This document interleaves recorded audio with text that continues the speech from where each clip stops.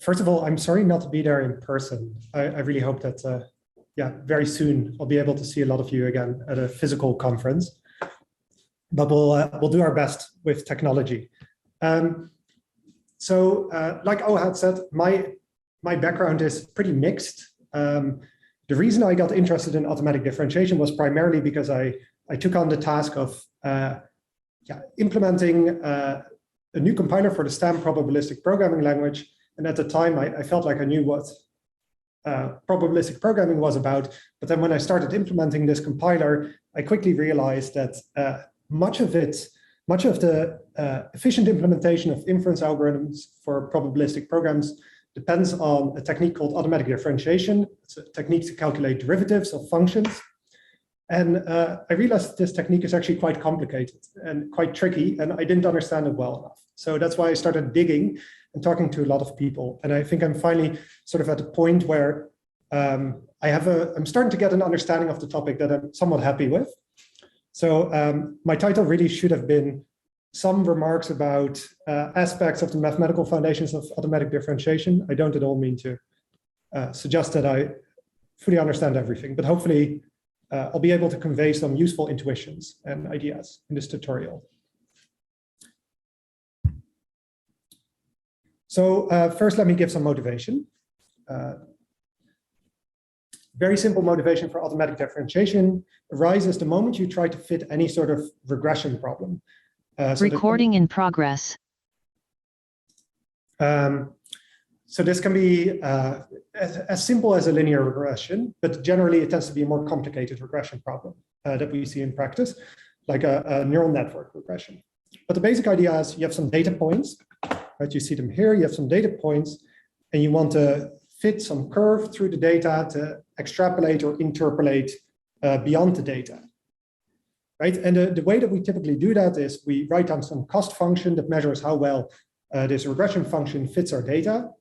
So in this case, it can be a sum of squared errors between the regression line and the data points.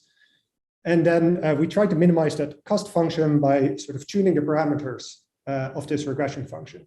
In case we're working with a linear regression, there are only two parameters, namely the slope and intercept of the regression line. And we tune those a bit to make the performance of this model better by making the error smaller or the cost smaller. And if we keep doing that, making it smaller and smaller, we hope that at some point our regression will actually give useful predictions and useful extrapolations beyond the data. Right, so what that means mathematically is often that we calculate the derivative of this error function or cost function. You see it graphed here for the sum of squared errors. And then we take little steps in this cost function landscape and we try to minimize it. And we do that generally in a greedy way by taking little steps in the direction in which the error decreases fastest. And that direction is measured by the gradient or the derivative of the cost function. So what we tend to do is we tend to follow the derivative downhill until our performance gets good. So you immediately see that to fit regression models using maximum likelihood estimation or to just solve mathematical optimization problems on continuous parameters, we often encounter a need to calculate derivatives of the function we're trying to optimize. For example, a likelihood function. So we need a good technique to calculate derivatives of these cost functions, and these cost functions tend to be implemented as a piece of code, right? They're a program. So we want to calculate derivatives of functions implemented as programs. And it turns out that the best technique we have to do that is automatic differentiation. And you may have also heard about reverse mode automatic differentiation under a different name, namely backpropagation. So that's the very, very brief motivation for this tutorial. Here's a funny cover of a children's book I saw the other day. Turns out that people now consider this optimization technique, it's typically called gradient descent, so important that they're writing children's books about it. So hopefully this convinces you that gradient descent and therefore automatic differentiation are important. Okay, now let's zoom out a little bit. I would like to note that there are many, many perspectives on automatic differentiation. It's a topic that has a very long history, going back at least to the 60s, when Wenger introduced forward mode, and then the 70s and 80s when various people independently discovered reverse mode AD, and it was studied in the scientific computing community, and then they had their own automatic differentiation conferences. Then it was picked up by the machine learning community, so they developed these languages or these libraries called TensorFlow and PyTorch and others. It was picked up by Stan in the statistics community, which is where I saw it. And then very recently, it's also gotten the attention of the programming languages community. So in some ways, a lot of what I'll say in this tutorial will fit in that last line of work. So it'll be studying automatic differentiation from a programming language perspective. But you have to understand that this is actually quite a new perspective, and it's not as mature as many of the other perspectives on the topic, because we have been a bit late to the game as a community. That said, I think there are very, very interesting programming language aspects to automatic differentiation, as I'd like to, hope to convince you in this tutorial. Okay, so the perspective I'll be pushing, and that I hope to convince you of in these 3 sessions, is basically the following. Summed up in one slide, and hopefully by the end you'll understand what this slide means, and you'll be somewhat convinced of its message. And it's the idea that I've been calling combinatory homomorphic automatic differentiation. And my perspective is really that a lot of automatic differentiation, if not all automatic differentiation, should be or can be this sort of combinatory homomorphic automatic differentiation. And now, what do I mean by that? Well, the idea that I'll present is that we can view programming languages, particularly functional programming languages, as certain freely generated categories, or certain initial categories in bigger classes of categories. And as such, they have a certain universal property. It means that we can define functors out of programming languages in a certain way, if we meet certain conditions, if we have a structure of a similar kind as our programming languages. In particular, using this universal property of a functional programming language, we can define various automatic differentiation algorithms using this universal property. So the automatic differentiation algorithms become a certain kind of structure preserving functor from a programming language. So whenever I write homomorphic or say homomorphic functor in this talk, I mean just a structure preserving functor. So say that our programming language is a category with products, then a homomorphic functor on that thing will be a product preserving functor. If it's a Cartesian closed category, then a homomorphic functor will be a Cartesian closed functor. Okay, so automatic differentiation will be one of these homomorphic functors. The semantics of our language will arise as one of these homomorphic functors as well. And so will the correctness proof of automatic differentiation, which makes use of both of these previous functors, right? It makes use of the definition and the semantics. And I'll show you that this works for at least 4 different automatic differentiation algorithms and some more. We'll see that by varying the categories that we work with, by varying the base cases in the definition of automatic differentiation, we get different canonical automatic differentiation functors together with their correctness proofs. Okay, so this perspective is something that I developed in talking to a lot of people. First of all, Sam Staten and Matthijs Va, when we were working on so-called dual numbers, forward mode automatic differentiation. A lot of the crucial ideas were already present in our work together, and I'm sure that a lot of other people had noticed it as well. I also remember talking about it with Ohad and Ohad Kamar and many others. I don't think this is a fully unique idea, but I think it's nice to take this idea of automatic differentiation as a homomorphic functor seriously and see how far you can push it. And it brings you surprisingly far. After my work with Sam and Mathieu, I started working with Fernando Lucatelli Nunes, who's a very strong category theorist, and he's really been expanding the scope of the automatic differentiation algorithms and the language features we can apply this technique to. And he's does really nice work on mathematical foundations for applying this technique to automatic differentiation for expressive language features, and I'll show you some of it in these sessions. And recently, we've been working together with Gordon Plotkin on applying it to reverse AD for languages with recursion. And then finally, I'm working closely with Tom Smading, who's been doing some really nice work on showing how you can implement this technique efficiently. And he's been studying the complexity of these automatic differentiation algorithms. And ultimately, the goal will be to write an efficient implementation that runs on GPUs via the Accelerate GPU programming library in Haskell. And for that, we're working together with Gabriele Keller and Trevor McDonald, who are the developers of Accelerate and real experts.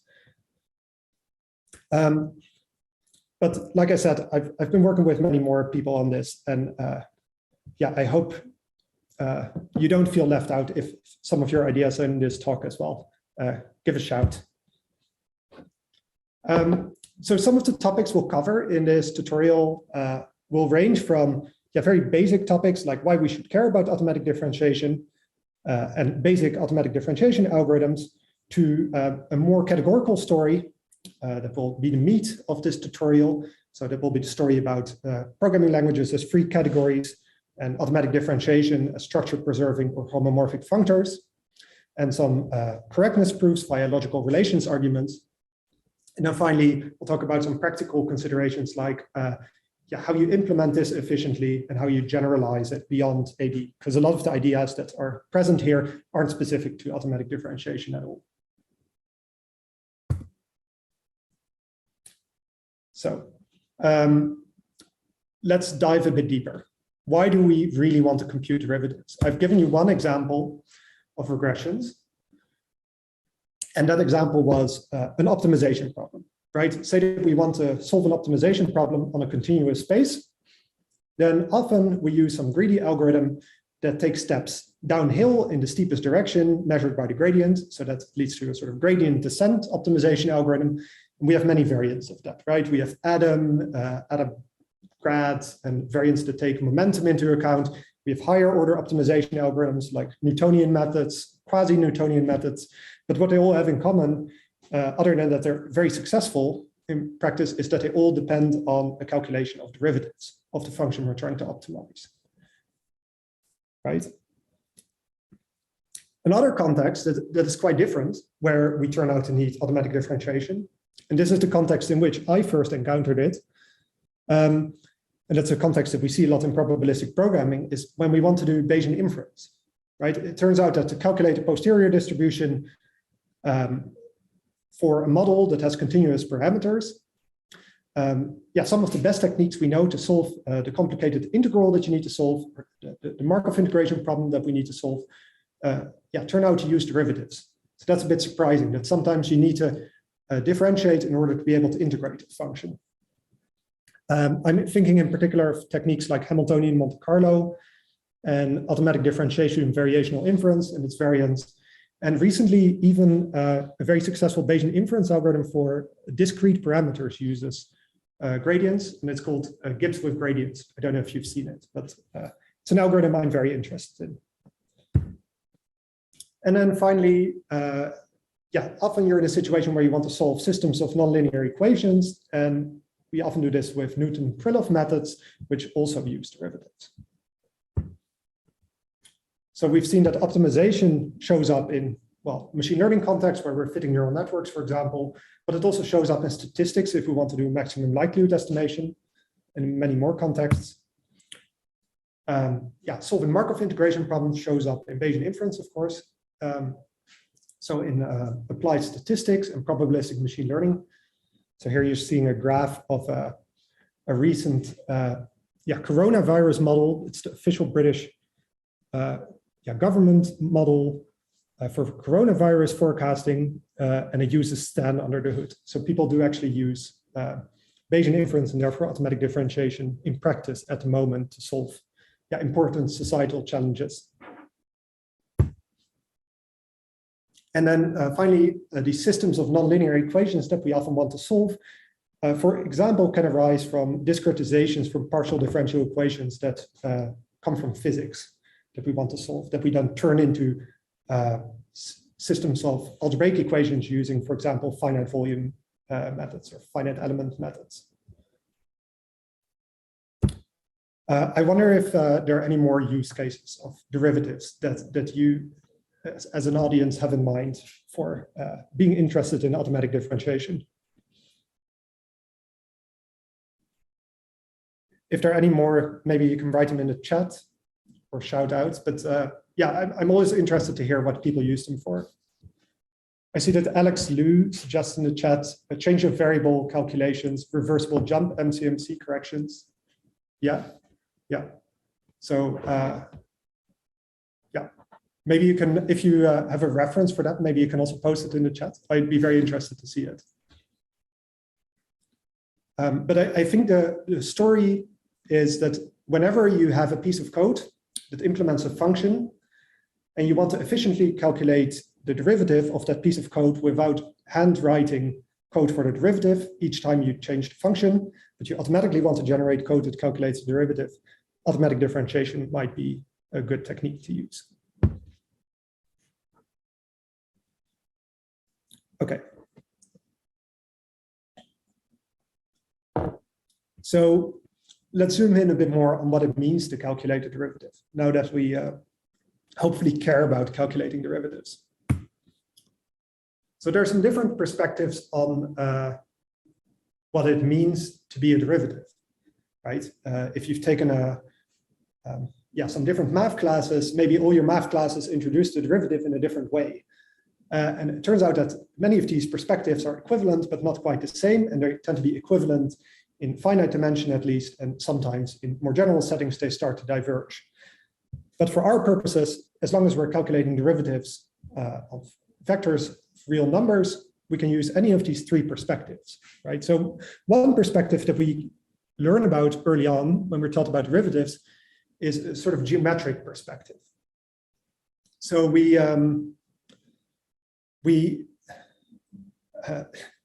guess the first picture that you see of a derivative tends to be of a graph and a tangent line to the graph, right? So this is the geometric idea that a derivative is the best linear approximation to a function in a way. So what it means is if we have a function f from Rn to Rm, the derivative d of f is a function that takes the input x of type Rn and produces a function, a linear function really, that takes in a tangent vector at the input point x and produces a tangent vector to the output, right? So it extends the action of f to tangent vectors. And it does so at each point, at each input point. Right, this is a very beautiful definition and it's quite intuitive, but it's not immediately obvious to me how you distill an algorithm from it. A different definition of a derivative that you might have seen is the analysis definition as a limit of finite differences. And here the idea is that, well, the derivative of f at the base point x, at the primal value x, and when we give it a tangent vector v at x, is, well, the limit of the difference coefficient, different quotients of f evaluated at x plus a little step of size delta in the direction v minus f evaluated at x divided by the length of that step delta, right? And as long as we take that step small enough, then we get a derivative. We start to approximate a derivative. And this is a definition that we can naturally convert to an algorithm, right? And we'll see that that algorithm is well known and it's called finite differencing. We'll look at that next. A very different definition of derivatives, however, follows from a more algebraic perspective. And I think that this is somehow the definition that we often teach to high school students, because in some ways it's so easy. It's so easy to calculate with. And that's the idea of derivatives as a kind of magical recipe that performs a symbolic transformation governed by certain rules, right? So we teach our high school students certain rules like the chain rule and rules for how you differentiate certain primitive operations, like we teach students that the derivative of a sine function is a cosine. And we teach students that to differentiate multiplication, we use the product rule. And then by putting all these rules together, you can mechanically calculate a derivative, right? And we'll see that to implement this algebraic idea, if we implement this algebraic idea in code, we end up with a technique that is automatic differentiation. And that is we end up with automatic differentiation as long as we start not just with a little grammar of functions that use sine functions and multiplications and such, but a more general grammar that allows us to write computer programs with let bindings and all the constructs you normally expect in a programming language. As long as we apply this algebraic idea to such a grammar, then we end up with automatic differentiation. Okay, so hopefully this comic sort of summarizes why automatic differentiation has been so successful. And the idea is really that differentiation is surprisingly simple. It is shockingly simple, that as long as we have a rule that tells us how to differentiate each language primitive, we can calculate the derivative of a composite program by combining all these rules, like the chain rule and the product rule and such. You can contrast this with integration where there isn't such a general recipe, right? Which is why we end up with numerical methods like Hamiltonian Monte Carlo.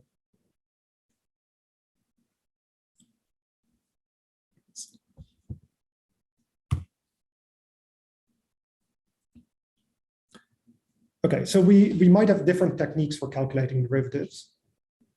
So you've already seen that we will end up with this finite differencing method that comes from analysis. We end up with at least one automatic differentiation method. It turns out that there are many different automatic differentiation methods. So let's think a bit about what properties of an algorithm that calculates derivatives we find important. So the first that I would mention is that we want to have a low developer cost. In my mind, the main thing that motivates automatic differentiation is that we don't want to have to write custom code that calculates a derivative for each program, right? We don't want to both have to implement our program that is a statistical model or a neural network of some kind, and then manually have to implement a derivative for that thing, right? Because that's error prone and a lot of work. What we want is a method that automatically generates that derivative code. And then we want the method to be highly efficient in time and space, ideally, right? And the reason is that, well, in Stan, we tend to fit models that maybe have 10,000 parameters, maybe 100,000. That's a pretty high dimensional space on which you're differentiating. So things tend to get pretty expensive. Hamiltonian Monte Carlo also isn't a cheap algorithm. So we end up calculating a lot of derivatives before we converge. And the situation is even worse in machine learning. If we're working with neural networks, they can have billions of parameters or even more. So it's quite important that these algorithms scale well in their time and space complexity, particularly if the input of the function that we're differentiating becomes high dimensional. Because it turns out that the main use case that we have is to calculate derivatives of functions that have a very high dimensional input and often a one-dimensional output. For example, the gradient of some likelihood function of a probabilistic model. Now, ways of getting this good time and space behavior is, first of all, to come up with an algorithm that has the right complexity. And then I think very importantly, we want to reuse existing compiler infrastructures because we don't want to worry about all the low-level implementation details, right? People have already written efficient array processing libraries. We don't want to have to reinvent the wheel just because we're calculating derivatives.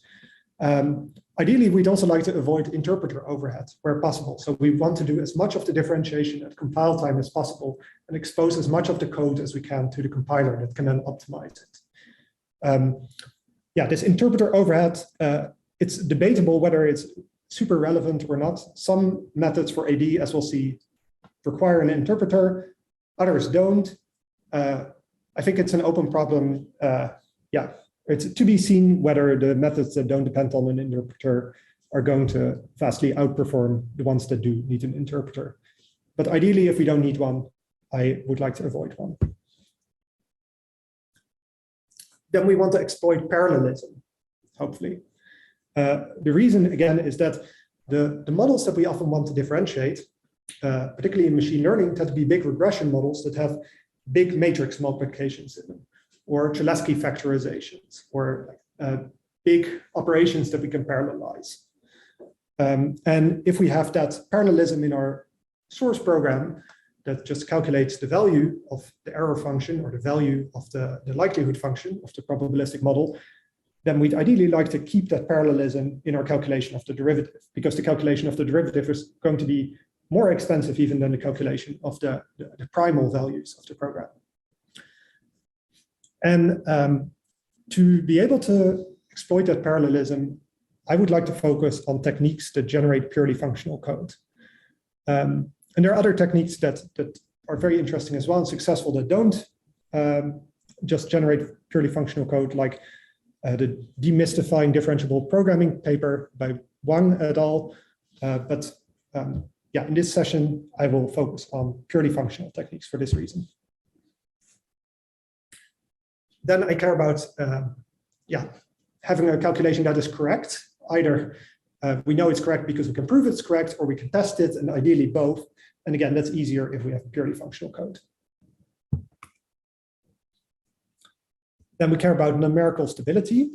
Of course, if you're working not with real numbers, but with floating point arithmetic, we can get all kinds of rounding errors, and they can actually be relevant in practice. We've seen in particular in Stan that Hamiltonian Monte Carlo is quite a fragile algorithm, much more so than these optimization algorithms that use automatic differentiation like gradient descent. And the issue is that Hamiltonian Monte Carlo is simulating a physical system of which the energy needs to be conserved. And if the derivative calculations are too bad, we end up going off the Hamiltonian trajectory. So we end up not preserving the energy, and then the algorithm breaks. So we see that this good floating point behavior and numerical stability is really important, particularly in probabilistic programming.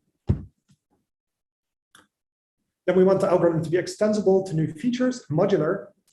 And this talk I'll achieve that by looking at local well-typed code transformations. And that sort of code transformation will also make it easier to prove that the transformation is correct. And finally, I would like this technique to be generally applicable. And the reason for that is that ideally, I'm hoping that we'll have a future where people will write an arbitrary piece of code in a general purpose programming language, and that the compiler is able to differentiate it pretty efficiently. And to give you an example that shows that this may be important, I would like to go back to when I was doing my PhD in Oxford. There was a group in physics that had a very impressive simulator of the standard model. And what they really wanted to do is they wanted to learn through that simulator somehow. They wanted to fit their simulator to data and learn something about the parameters in the standard model from their data directly. And the way they wanted to do that ideally was to use some sort of probabilistic programming technique to do Bayesian inference through their code.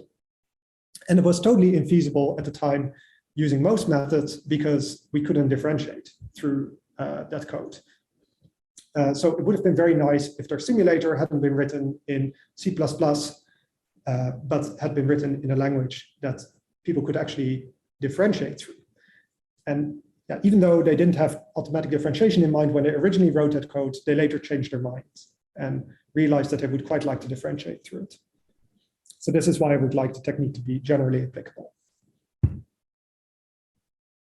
Are there any more properties that we really care about?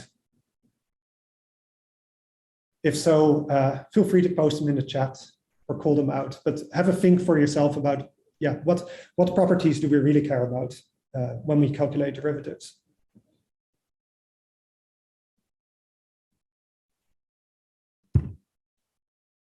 I see that Alex Liu has posted some references, by the way, for his other application of AD to change of variable calculations and reversible jump MCMC.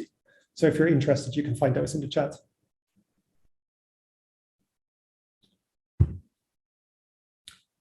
Okay, so now I'd like to zoom in on finite differencing. And we'll be very quick about it because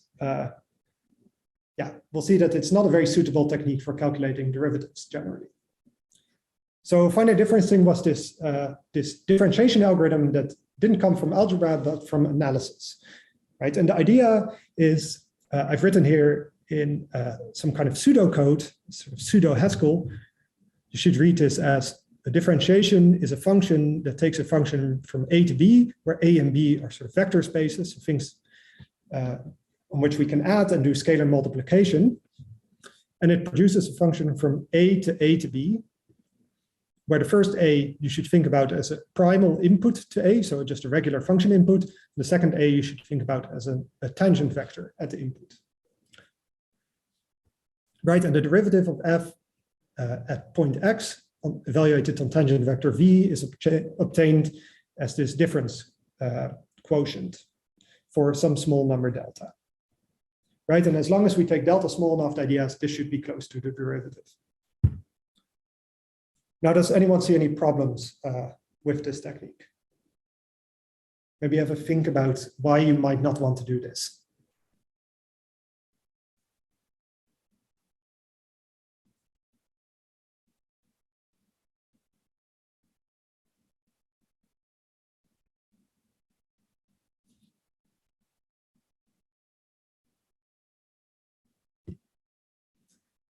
Well, one thing that is bad is you divide it by very, very small numbers. So yeah, numerically speaking, it's unstable.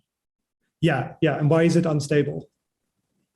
I mean, you have a ratio of a number which is I mean, you have 0 divided by 0 base. I mean, yeah, there are many things that are bad here, right? There are many things. Two very small number divided, it can't go well. No, I mean, one thing that's really bad here, for example, is that we're adding a number x that is quite large, presumably, to something that's very small, right? Delta was very small. So we're adding something very small to something pretty large. So we're losing a lot of precision there. And then we're subtracting two numbers, f of x and f of x plus something small, from each other, where those two numbers are almost the same, right? So that can't be good either. And we also lose a lot of precision. So, and there are probably more ways in which this is bad, but yeah, numerical stability is a huge problem in practice with this method. Another issue could be that it's not efficient in the way that we really care about, right? So if we have a function f from Rn to Rm, and we want to calculate the full derivative using this technique, well, what we see is if we stick in a basis vector for the tangent vector v, we calculate some column of the matrix of derivatives using this technique, right? And we do that using two function evaluations of f. So we can efficiently calculate a column of the matrix of derivatives, even if it's not very numerically stable. But if we want to calculate a row of the matrix of derivatives, yeah, that's a different story. If we want to calculate the whole matrix of derivatives for a function where n is large and m is small, which is the typical application domain for automatic differentiation, yeah, we get a time complexity that scales in n, right? And n is going to be enormous usually. So this is also a pretty inefficient technique. We'll see, however, that it is still useful, and we do end up using it in STAN, and I think a lot of practical implementations of automatic differentiation use finite differencing because it's a nice target to test automatic differentiation against. Because finite differencing is so simple, right? It's hard to do it wrong. So as long as we build in a tolerance for numerical stability errors, or if we work with a lot of precision, then we can still test against finite differencing quite well and make sure that our more complex automatic differentiation algorithms are correct. One more feature of this algorithm that I'd like to highlight is that it's quite cool that it implements differentiation as a higher order function. Right? The only way that f is used in this definition is that f is given some inputs and we examine the outputs of f. So f is a black box as far as this differentiation operation is concerned, a black box that sends inputs to outputs. Okay, let's proceed to automatic differentiation. So first I'll look at a very simple forward mode algorithm. So this is an algorithm that Conal Elliott proposed, and I've also looked at it with Tom Smeding and Fernando Lucatelli Nunes. And I think some more people have considered it, but we'll see that it's not incredibly efficient, this algorithm. But why it's interesting is because it's a useful stepping stone to reverse mode AD. Okay, So again, we have an algorithm that calculates one of these columns of the matrix of derivatives in an efficient way. But now differentiation is no longer a higher order function, but it is a meta program. And what I mean by that is to implement this algebraic idea of differentiation as a symbolic transformation, we need the operation to have access to the source code of our program. So the way you can read this is differentiation is a function, this bit of pseudocode says differentiation is a function that takes code for a function from A to B, where A and B are vector spaces, and it produces code for a function that takes an A and produces a linear function from A to B. The linearity of the derivative here isn't terribly important, but I just wanted to annotate it to point out, yeah, derivatives aren't just any functions, but they tend to be linear in their second argument, right? That's why we can represent them as a matrix.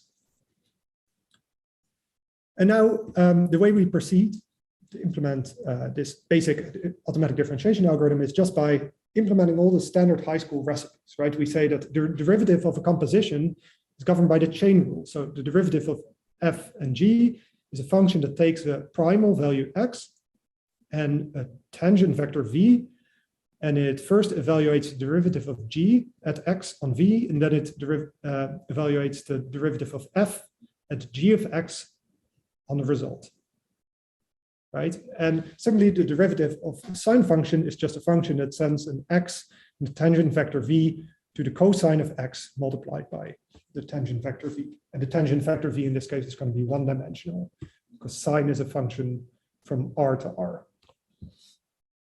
Similarly, for multiplication, we see the product rule for derivatives. So this is much more numerically stable already than our previous attempt. So in that sense, it's an improvement. In some other ways, it's not much of an improvement. Does anyone see any problems with this, this bit of code?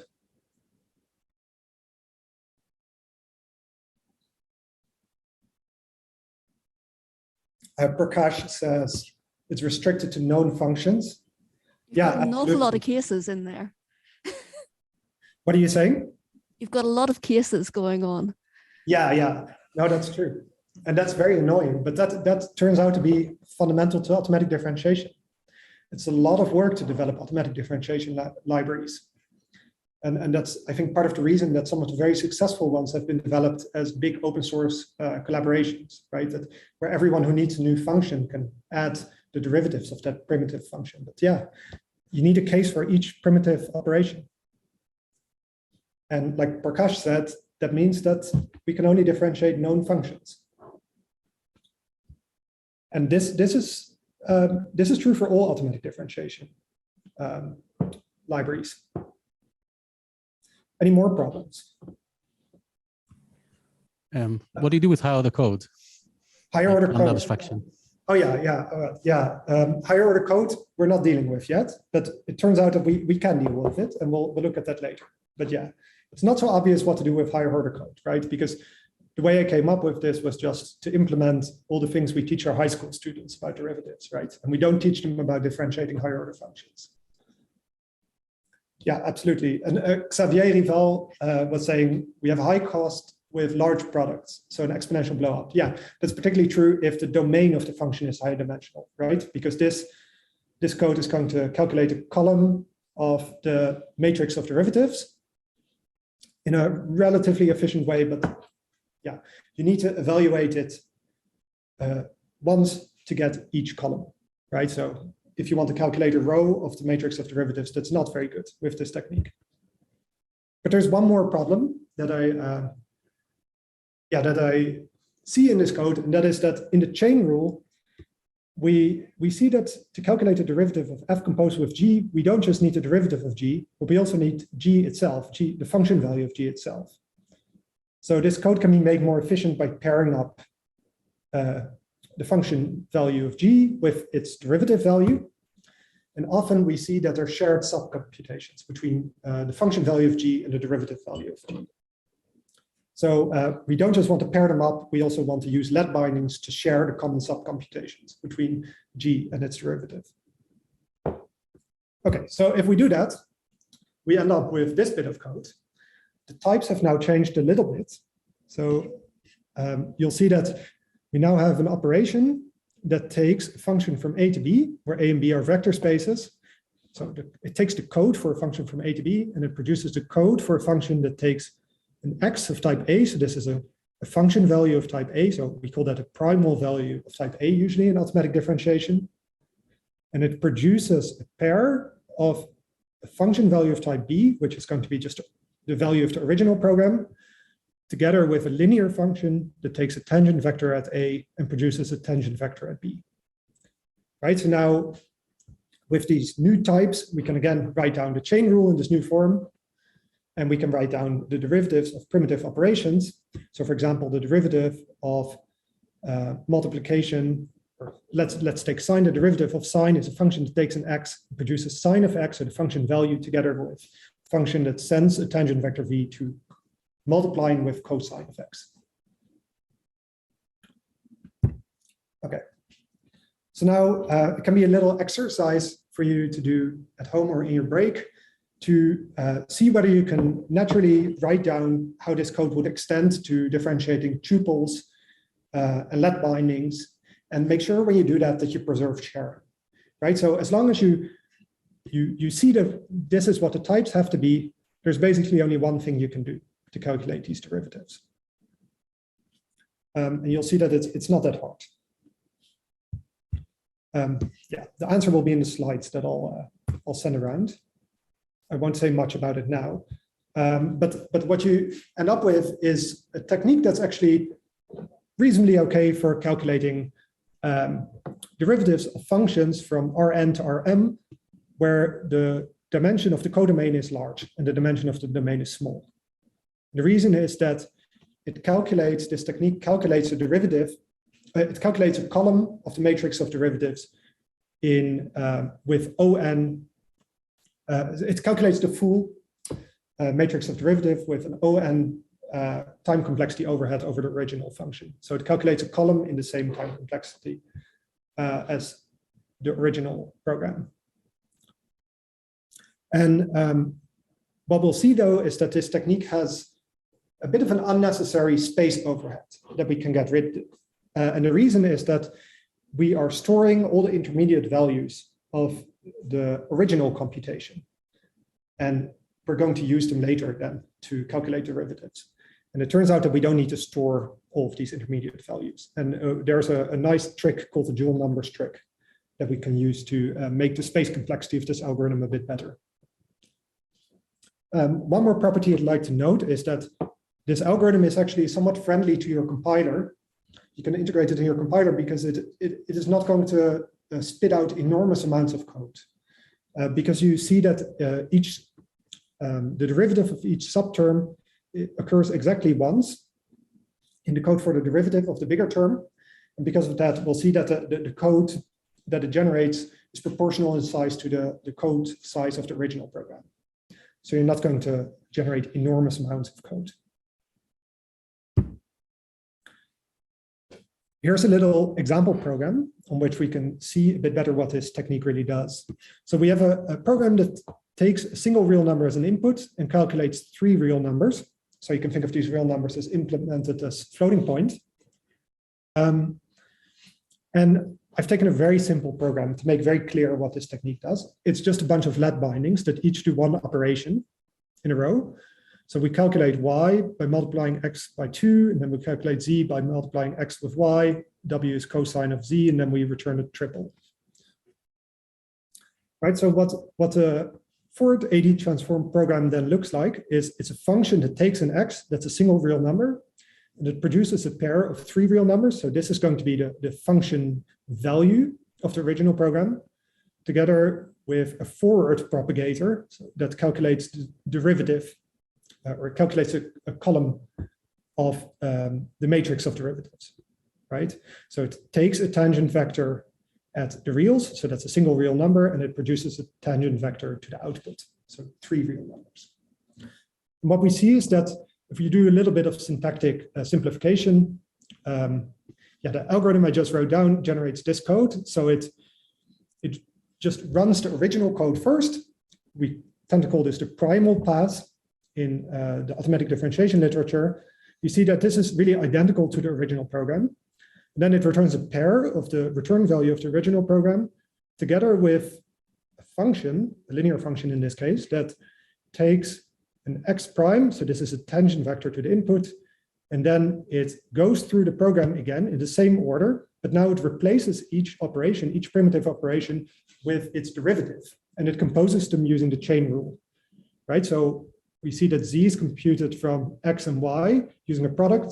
Here we see that z prime is computed from x prime, y, x, and y prime using the product rule for differentiation, right? And cosine gets sent to minus the sine. So we see that this way, by using a combination of the chain rule for derivatives and recipes for differentiating primitive operations, we generate this tangent pass after the primal pass that then calculates the derivatives. And here we immediately see a bit of an inefficiency in this algorithm, right? We see that, hey, this value y prime only depends on x prime. So we could have calculated y prime much earlier on. And then after we've calculated z, we don't need y anymore. So we can, if we interleave the tangent pass and the primal pass, we'll see that you don't need to keep all of these intermediate values in memory for as long. So that's an algorithm we'll look at in a bit, a so-called dual numbers approach to forward AD, where we don't first do the primal pass and then the tangent pass to calculate the derivative values, but we do the primal pass and the tangent pass in an interleaved way. That way we free up memory more. But overall, we still perform the same number of operations. So the time complexity isn't any different. Is this clear? Are there any questions at this point?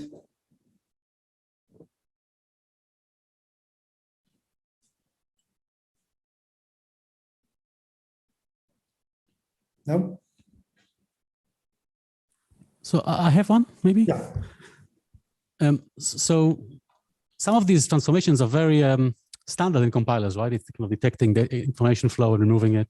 So, Yeah. You know, why do we need a specialized AD law for that? Why can we not use a kind of a run-of-the-mill compiling technique? Yeah. So maybe a standard, maybe a smart compiler can already automatically optimize forward AD in this form to this interleaved form, if that's what you mean. Yeah, this more efficient dual numbers form. Sure. And I think that's generally going to be my perspective, that I think we really need to be smart about what's fundamental to AD and what's generic to compilers. And I think so far, people have been building these big AD systems without very much input from programming language people initially. And nowadays, there are many more programming language people involved. But I think some of the concerns that we have in AD are much more general concerns. And you see that people are re-implementing standard, common sub-expression elimination algorithms and all the things that a compiler should already be doing. So we need to have a separation of concerns. That's why I want to keep the AD algorithms really simple and then pair them with a good optimizing compiler. Exactly. That's my hope, at least, that we can get efficient systems that way. But I don't think we're there yet to have that nice separation of concerns. But that's a very good question. Okay, so now I'd like to talk about reverse AD, which in many ways is a more interesting algorithm. Because it's the algorithm that's going to be efficient if the input is high dimensional and the output is not so high dimensional, which is generally the application that we care about, right? We care about differentiating or calculating the derivative of a function that has a million-dimensional or billion-dimensional input and a one-dimensional output. And the algorithm I'll describe here is something that Conal Elliott introduced and Abadi and collaborators also considered in this differentiable Curry workshop paper. And I've been looking at it with Tom Smading and Fernando Lucatelli Nunes as well recently. And it's a really pretty algorithm. And we hope that we can get it to the point where it's a very competitive implementation, but I have to be honest and say that we're not there yet. But I'm hopeful that we can get it to the point where it's competitive with all of these non-purely functional systems or all the systems that people use in practice, like TensorFlow and PyTorch. And yeah, that maybe are a bit more complex. Okay, so the starting point is again our forward mode algorithm. And we saw that our forward mode algorithm calculated the derivative of a function f from Rn to Rm as a function that takes a primal value of type Rn and it returns a linear function from Rn to Rm, right? And now what reverse mode AD will do is it won't calculate the derivative, but it will calculate the transpose derivative. So what you're seeing here is we're swapping the n and the m here in the derivative, right? So we're transposing the matrix of derivatives. And the reason that we're doing that is because we want to calculate not a column of the matrix of derivatives efficiently, but a row, right? That's what we care about doing efficiently. And transposition swaps columns and rows. Now, why is it called reverse AD? Well, the reason is that transposition is a contravariant functor in the sense that it swaps operations. So the transpose of A multiplied with B is the transpose of B multiplied with the transpose of A. So we're going to see a sort of reversal of operations in reverse mode AD. And that's because we're calculating transpose derivatives rather than derivatives. Okay, so we see that in the types here as well, right? So what it does is it takes code for a function from A to B, and it produces a code that takes an A, produces a pair of a B, and a linear function from a B to an A.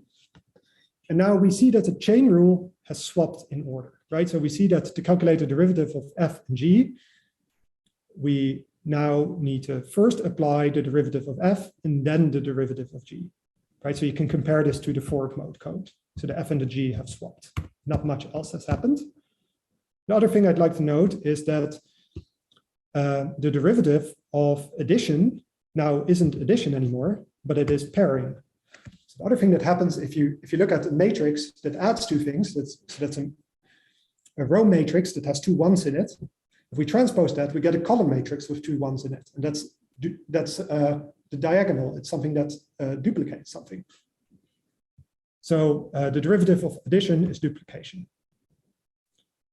And yeah, we can similarly calculate what the derivatives are of all other operations. We see that the derivative of sine hasn't changed.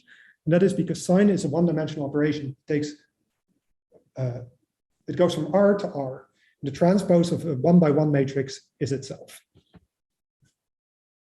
Right? So again, we can differentiate other first-order functional code. And now the thing to notice is that the derivative of a projection becomes a kind of injection. So the derivative of projecting on the ith component becomes generating a sort of one hot tuple that has a bunch of zeros in it and has v in it in the ith place and otherwise zeros, right? And that is, again, because we're implementing the transpose derivative of a projection matrix. You can write down a projection matrix and you can transpose it and you can see what the transpose should be. Similarly, we can differentiate let bindings, and we're quite happy. We get a nice algorithm that works for first order programs.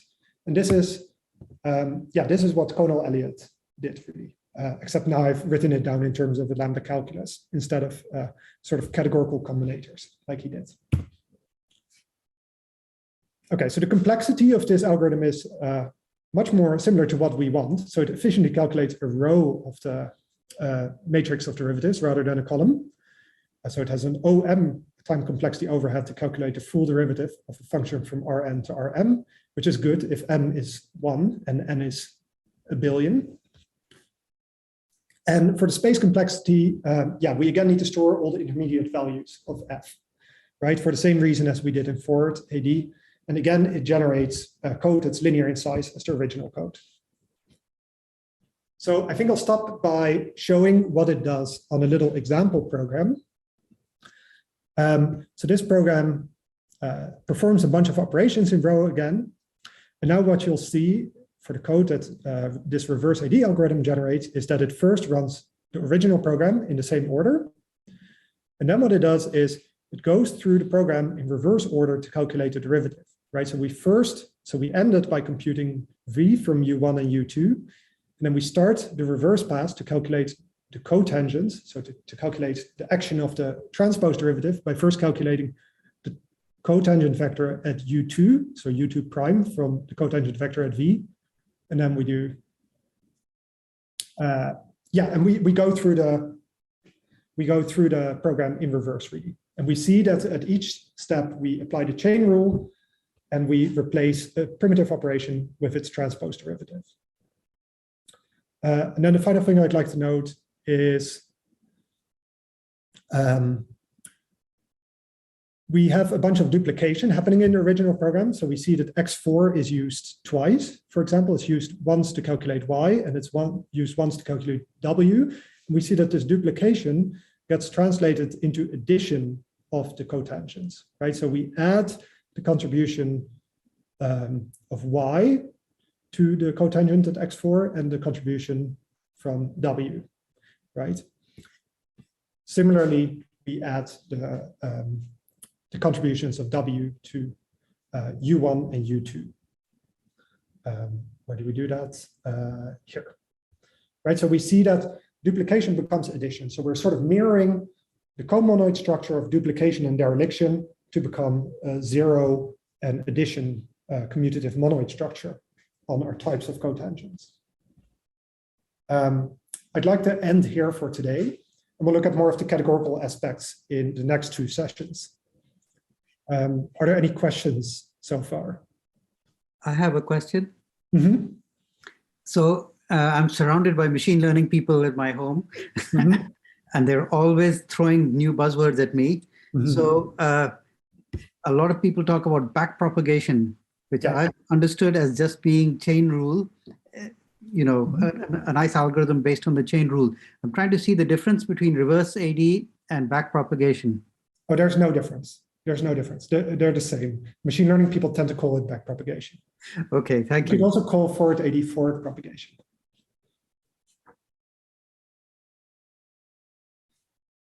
So there's a question from Benjamin. Mm-hmm. Any chance to efficiently differentiate imperative code? I haven't been looking at this yet, but some forms of imperative code, maybe you could hope you could differentiate like this. Of course, you can do a sort of store passing translation into a functional language first and then differentiating it using this technique. But I doubt that would be very efficient. So the honest answer is maybe not using this technique, but there are other techniques that people have used to efficiently differentiate imperative code, right? AD has been around since the 60s. It has primarily been applied to imperative code. But in this tutorial, I'm focusing on purely functional input programs and purely functional output programs with an eye to parallelism and correctness. So I have a question. So you mentioned using functional programming for parallelism, but purity is only one ingredient, right? The real bottleneck is data dependencies. Any kind of comment on what happens with different AD algorithms with respect to data dependencies? In what sense, data dependencies? Do they destroy parallelization because they're introducing additional dependencies that you can't parallelize? Well, the approach that I've been meaning to take is to build these algorithms, to implement these algorithms on top of established purely functional parallel programming frameworks like Accelerate or Futark. And I think that what you're referring to is a problem to do with parallelization that I guess these frameworks already solve, right? And then the AD just needs to not destroy it. Thanks. Maybe we can take that offline. Yeah, sure. I understand better what you mean. Any more questions from the room? Yep. Yeah. Mingshui Chen is asking, does it make sense to differentiate non-continuous programs? I think this is the question I also wanted. Yeah, well, in certain ways, you can make sense of it, right? In a sort of senses of, I guess, distributional derivatives. But that's not the notion of derivative that I'm looking at here. But I know of at least one paper that I can link to that has been considering this sort of AD using distributional derivatives. But generally, we assume that things are continuous here. We assume that all our programs are differentiable. But the thing that I've really learned in STAN, in my practical work with people who who use automatic differentiation every day for probabilistic programming is that in practice, the difference between having a very large derivative and having a manageable derivative is just as bad as the difference between not being differentiable at all and being differentiable, or not even being continuous. So in some ways, we're in a quantitative world where the quantitative properties really matter rather than just the qualitative properties. Of course, we're working with floating point real numbers rather than genuine real numbers. So all our math is already a crude approximation of reality, right? Everything is finite precision in reality. So I think that mathematically the difference between continuous and differentiable and non-differentiable isn't so interesting in this context, because in some ways, having a very large derivative means you're not differentiable in any practical sense in applications. Rasmus Neugelberg is asking, is there a geometric interpretation to the reverse differentiable similar to the one for the forward differentiation?